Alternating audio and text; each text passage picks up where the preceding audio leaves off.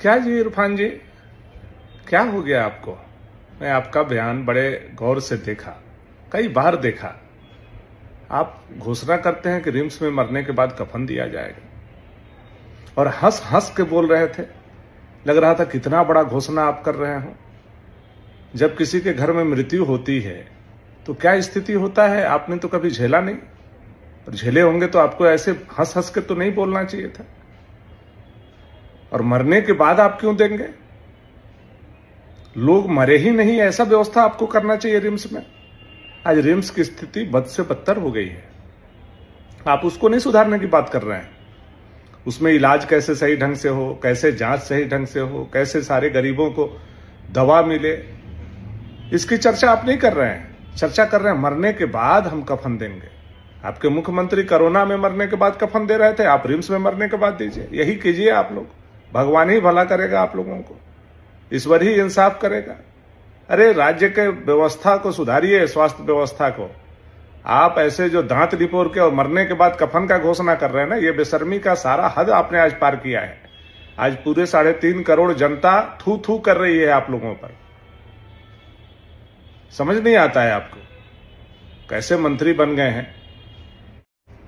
क्या जी इरफान जी, क्या हो गया आपको?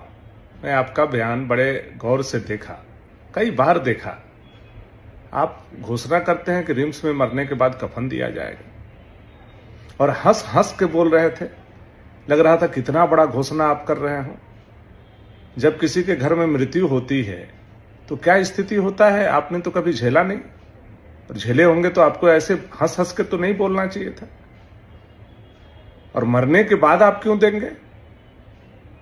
लोग मरे ही नहीं, ऐसा व्यवस्था आपको करना चाहिए रिम्स में। आज रिम्स की स्थिति बद से बदतर हो गई है।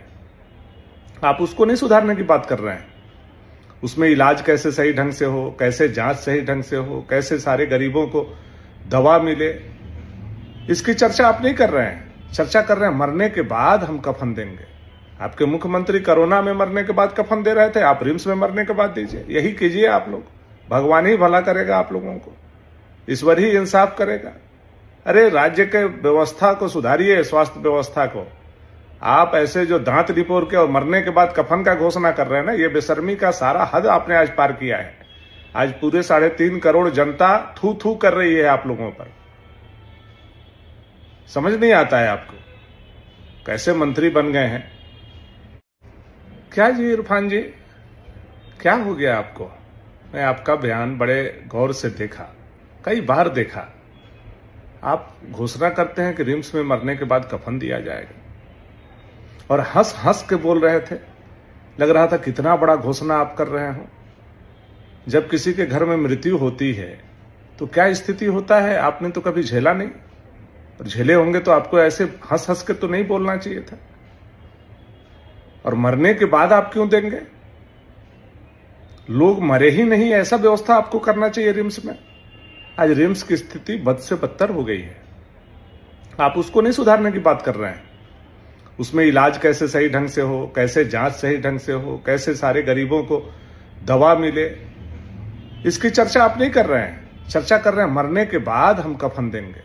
आपके मुख्यमंत्री कोरोना में मरने के बाद कफन दे रहे थे, आप रिम्स में मरने के बाद दीजिए। यही कीजिए आप लोग, भगवान ही भला करेगा आप लोगों को, ईश्वर ही इंसाफ करेगा। अरे राज्य के व्यवस्था को सुधारिए, स्वास्थ्य व्यवस्था को। आप ऐसे जो दांत निपोर के और मरने के बाद कफन का घोषणा कर रहे हैं ना, ये बेशर्मी का सारा हद आपने आज पार किया है। आज पूरे 3.5 करोड़ जनता थू थू कर रही है आप लोगों पर। समझ नहीं आता है आपको, कैसे मंत्री बन गए हैं।